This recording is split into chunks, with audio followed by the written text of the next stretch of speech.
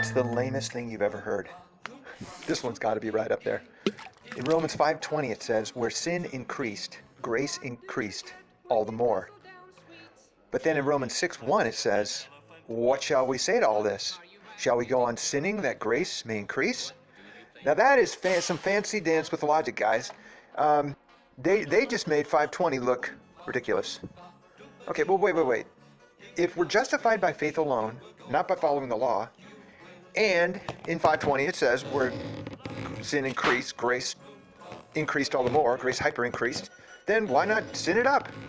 The more I sin means the more opportunities for God to show me grace? Oh, game on. Well, maybe this is real in some bizarre MCU parallel universe, but in God's universe there is a far deeper reality. Romans 6:2. By no means. We died to sin.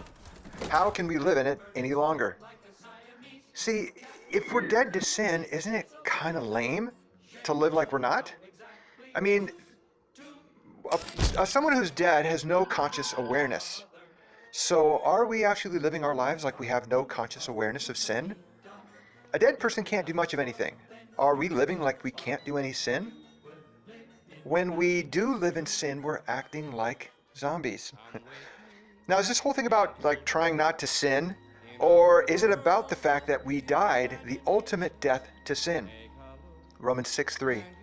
Or don't you know that all of us who were baptized into Jesus Christ were baptized into his death? See, like being baptized, think of a person being baptized, we are completely immersed into Jesus Christ. In Jesus is our new and real identity. Sinner isn't who you are anymore.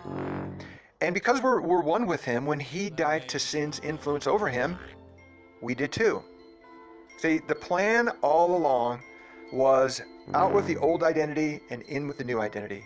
Romans 6:4.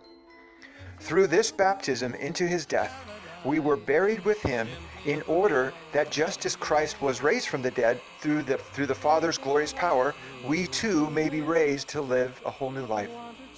Have you ever been baptized? Or maybe seen someone baptized? When you go under the water, it's a picture of the old you and all of its sin dying and being buried with Jesus. See, being buried is the final indication that life is over. See, and you are completely and finally dead to sin. And then, when you rose up out of the water, it's a picture of you being resurrected with Jesus Christ. And when you get resurrected, it's a whole new you, a new world, a new reality. You are resurrected to live a whole new life of expressing his grace, not abusing it. You no longer exist in the reality of sin. You are dead to it. Your new identity is, as immersed into Jesus, he now flows in and out of you. Now that's got to be the greatest thing you've ever heard.